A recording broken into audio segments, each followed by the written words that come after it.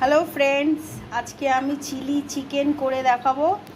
তার জন্য chicken 1 kilo chicken আছে। এবার আমি 1 চামচ নুনটা দিয়ে দিলাম, আর অল্প করে দিলাম। স্কিপ করবেন না, ভিডিওটা দেখবেন পুরোটাই। আর এখানে আমি দিলাম 1 চামচ ময়দা, আর একটুখানি জাস্ট দিলাম। এবার কর্নফ্লাওয়ার দেবো আমি 3 চামচ, 2-3 চামচ। এখানে আদা গ্রেট করে রেখেছি, রসুনটা গ্রেট করে রেখেছি। এবার সয়া সস দিয়ে দেবো। সয়া সস দিয়ে এটা ভালো করে মাখিয়ে নেবো আমি। এ দেখুন, মাখাটা হয়ে গেছে। এরকম করে মাখতে হবে। কড়া বসিয়ে দিয়েছি, কড়ার মধ্যে সাদা তেল দিয়ে দিয়েছি, গ্যাসটা হাই করে দিলাম। তেলটা হয়ে গেছে গরম। এবার আমি চিকেনগুলোকে পকোড়া করে নেবো। আস্তে আস্তে চিকেনগুলো ছেড়ে দিচ্ছি।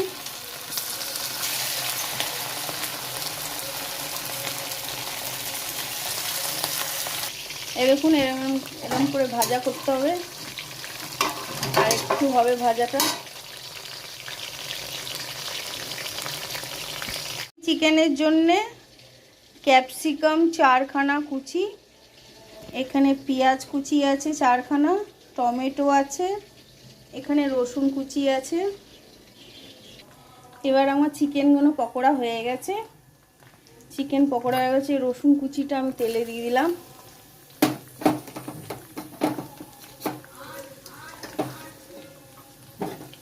রসুন কুচিটা তেলে দিয়ে দিলাম, গ্যাসটাকে হাই করে দিয়েছি।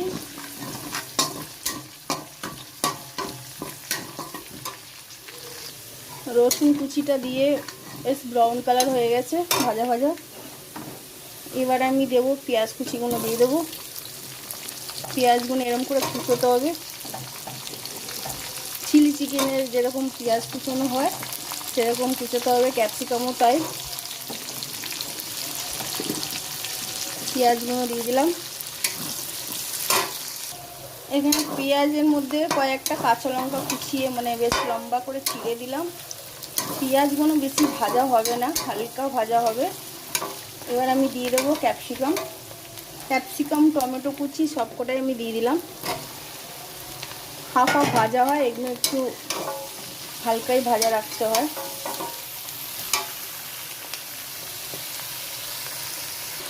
এরকম কি সুন্দর কালারফুল লাগছে। এবার এর মধ্যে আমি 1 চামচ নুন দিয়ে দেবো। এই সবজিগুলো একটু নরম হবে। 1 চামচ নুনটা দিয়ে দিলাম। একটু ভালো করে নরম হয়ে যাবে। দেওয়ার পরে আর একটু নেড়ে নেবো ভালো করে। এবার কর্নফ্লাওয়ারটাকে আমি রেডি করে নেব। কর্নফ্লাওয়ার দিয়ে দেবো। এটা একটু জল দিয়ে করে নিতে হবে। এই দিলাম। এখানে কর্নফ্লাওয়ারটাকে দিয়েছি। এখানে একটু সয়া সস দিয়ে দেবো। এই সয়া সসটা ইউজ করি আমরা। তো সয়া সসটা দিয়ে দিলাম। বেশ একটু কালারটা আসা পর্যন্ত হবে। এবার এতে বোঝা যায় না, কড়ার মধ্যে হয়তো আমরা এটা দিলাম, তারপরে বোঝা যাবে। এখানে আমি চিলি সস দিয়ে দিয়েছি, অনেক চিলি সস দিলাম। এখানে টমেটোটা দেব। টমেটো সসটা এর মধ্যেই মিলিয়ে দিতে হবে।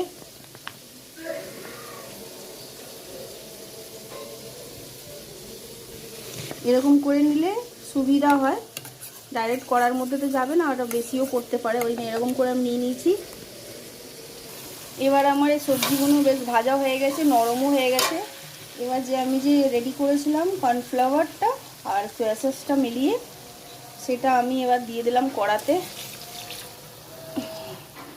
এবার গ্যাসটাকে করে দেবো আমি হাই। এবার এটা ভালো করে নেড়ে চেড়ে নিতে হবে, ভালো করে নাড়তে হবে। এটা নাড়তে নাড়তে কড়ার মধ্যে দিলে আপনারা দেখতে পাবেন কি সুন্দর গাঢ় হয়ে গেছে, দেখুন। এবার আমি সসটাকে রেডি করেছিলাম, ওই সসটাকেও দিয়ে দেবো। আর একটুখানি জল দিতে হবে। একটু জল দিয়ে দিলাম। এটা দেখতেই পাবেন ভালো করে গাঢ় যাবে, কর্নফ্লাওয়ার তো, কর্নফ্লাওয়ার দিলে বেশ গাঢ় হয়ে যায়। এবার যদি আমার মনে হয় সয়া সস লাগবে তাহলে আমি এবার একটু দিতে পারবো, কেন কড়াতে না দিলে বোঝা যায় না জিনিসটা। এই দেখুন কি সুন্দর এটা পুরো গ্রেভিটা গাঢ় হয়ে গেছে। হ্যাঁ মনে হচ্ছে আর একটু যাবে সয়া সস, আর একটুখানি দিয়ে দেবেন, যদি মনে হয় আর একটু দিয়ে দেবেন। দিয়ে দিলাম সয়া সস, দিয়ে দিলাম। এবার নুনটা দেওয়া হয়নি, তখন সবজিতে দিয়েছিলাম, এখন আবার 1 চামচ নুন দিলাম। এবার ভালো করে এটাই করে নিতে হবে। এবার আমি যে চিকেনগুলো যে পকোড়া করে রেখেছিলাম এ দেখুন, সেগুলো আমি এর মধ্যে দিয়ে দেবো। কেন কি এই কারণে দেবো কি এর মধ্যে জুসিগুলো তো বেশ ভালো করে যাবে। এবার দিয়ে দিলে সেদ্ধটাও ভালো করে হয়ে যাবে মাংসটা। ভালো করে এটা নেড়ে নিতে হবে চিকেনটা এর মধ্যে দিয়ে।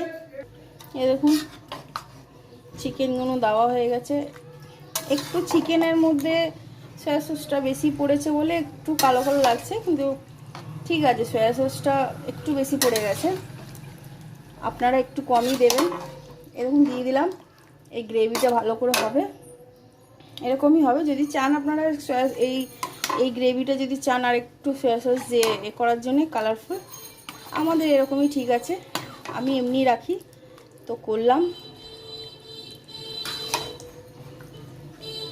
ভালো লাগলে ভিডিওটা দেখে আপনাদের যদি পছন্দ হয় তো সাবস্ক্রাইব করে দেবেন, লাইক শেয়ার করে দেবেন।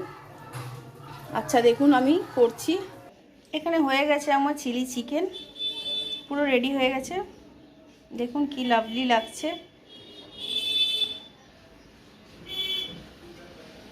ভালো লাগলে লাইক শেয়ার সাবস্ক্রাইব করে দেবেন।